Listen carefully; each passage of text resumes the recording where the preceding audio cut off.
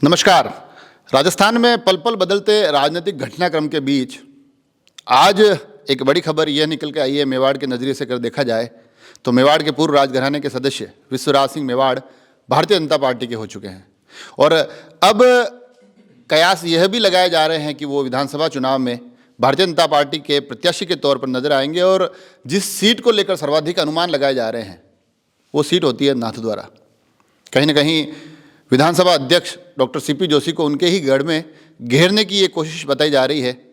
तो अभी हम उसी पूरे परिदृश्य को लेकर चर्चा के लिए आए हुए हैं नाथद्वारा। और जो हमारे साथ जो चेहरा है वो चेहरा 2018 के चुनाव में भारतीय जनता पार्टी की तरफ से चुनाव लड़े थे। सीधा सीधा महेश प्रताप सिंह जी से जुड़ते हैं और जानते हैं कि आखिर ये जो पूरा घटनाक्रम चल रहा है नाथद्वारा की तो हम बाद में बात करें। विश्वराज सिंह मेवाड़ का भाजपा में आना मेवाड़ के राजनीतिक परिदृश्य को प्रभावित करेगा?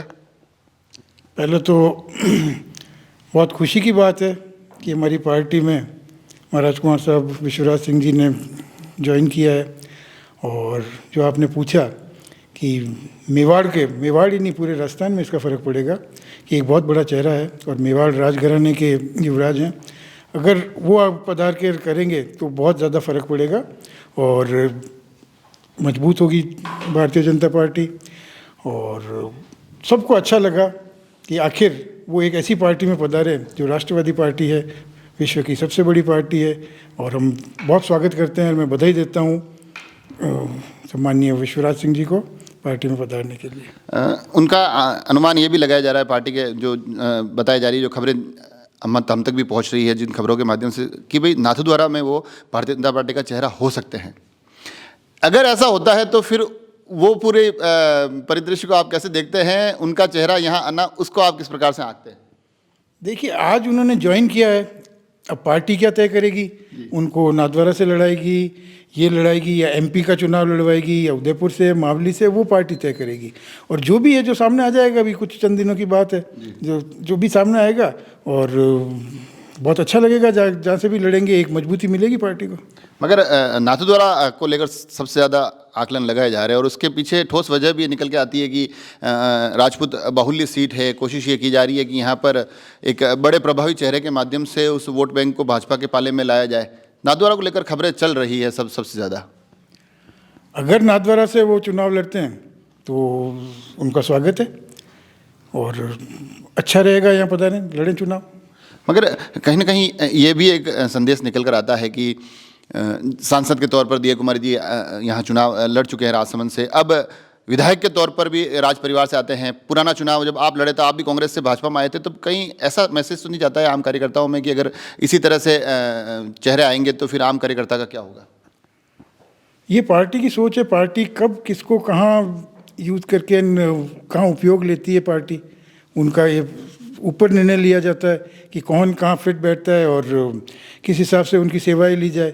ये नहीं होता पार्ट। अब राज परिवार और ये बात करते हैं तो आप ये वो आम, उनके पास भी एक वोट है, जनरल पब्लिक के पास भी एक वोट है और वो कार्यकर्ता के रूप में ही जो भी आता है कार्यकर्ता के रूप में ही आता है। आपने देखा होगा सांसद महोदय भी आई तो कार्यकर्ता के रूप में आई और उन्होंने यहाँ 5 साल तक अच्छा काम किया। तो ये एक भ्रांति फैलाने की बात है कि कोई ऊपर से आ रहा है, ये ऐसा कुछ भी नहीं है। आप भी एक दावेदार के तौर पे देखे जा रहे थे, दावेदारों की बड़ी सूची है। अगर ऐसे में विश्वराज सिंह मेवाड़ यहाँ से दावेदारी करते हैं तो फिर महेश प्रताप सिंह अपनी भूमिका को कैसे, कोई टीस तो नहीं रहती मन में कि मैं भी दावेदार था और कहीं इस दौड़ में पीछे रह गया हूँ या ऐसा कुछ? अगर ये दावेदारी पुख्ता होती है तो हाँ, अगर देखिए टिकट मिलता है तो दावेदारी तो मैंने भी की थी और भी काफ़ी दावेदार हैं, तो टीस की बात नहीं। देखिए 2018 में भारतीय जनता पार्टी ने मेरे को मौका दिया, मेरे को पार्टी में लिया, मेरे को मौका दिया, तब तो पार्टी बहुत अच्छी लगी मेरे को और अब अगर किसी और को देती है तो पार्टी बुरी हो जाएगी। ऐसी सोच कोई रखता है तो गलत चीज़ है।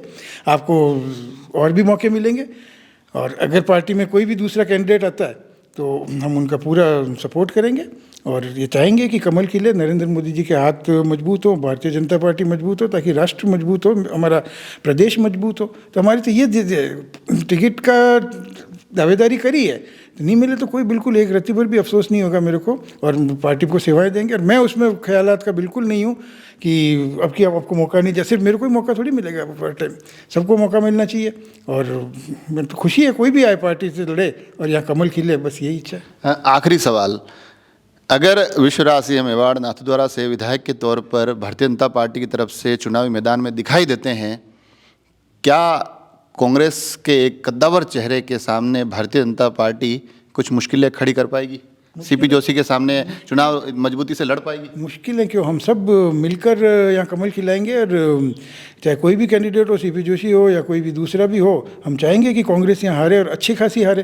तो ये हमारी मजबूती से हम चुनाव लड़ेंगे। उम्मीदवार कोई भी हो, चाहे विश्वराज सिंह जी हो, चाहे हमारे में से कोई दूसरा हो जो दावेदारी कर रखी हो, हम सब मिलकर एक लड़ेंगे और अब की पूरे ये इस उद्देश्य से जाएंगे कि यहाँ से कांग्रेस का नामो निशान मिटे।